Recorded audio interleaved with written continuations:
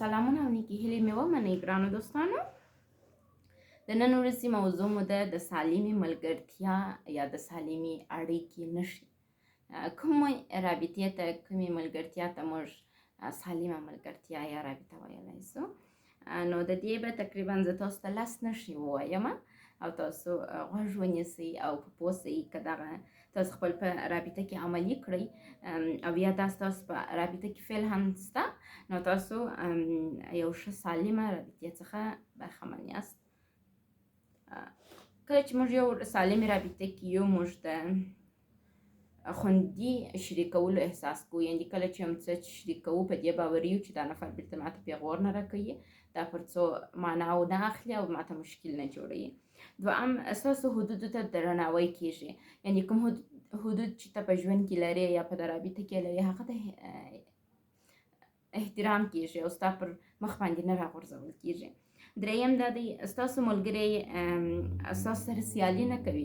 مثلا که ته خبري شیر کوې، که ته خپل علم اړوند خبرې کوې، ستا هغه ملګری دا نه کوي چې او زه درته په دې ډېر ښه پوهېږم، او دا خبره ته نه پوهېدلې، دا ما 10 کاله در مخه زه پوهېدله.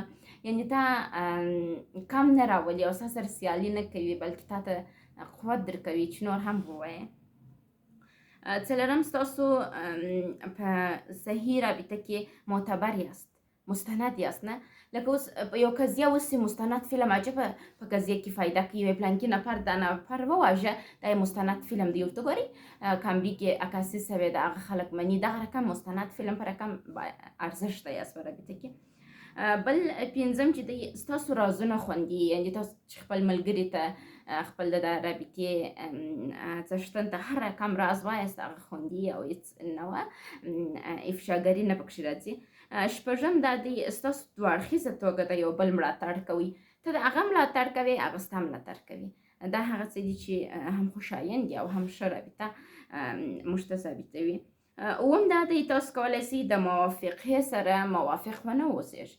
مثلا یو خبره وسول، تاسو تصمیم ونیول سو چې دا کار داسې وسي، ته ووایئ چې نه نکوم داسې.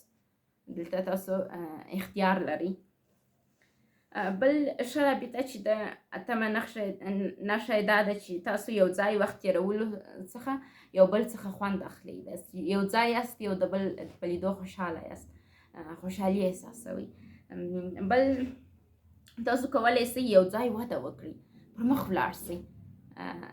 یعنې وده دا ده چې سیالي موجوده نه وي، بې احترامي موجوده نه وي، محدودیتونه نه وي، ستا حدود ته احترام ستا، هر هغه څه چې ته وده کوې هغه پکښې موجود دي. نو په دې خاطر تاسو دواړه یو ځای یو د بل تر څنګ وده کوئ.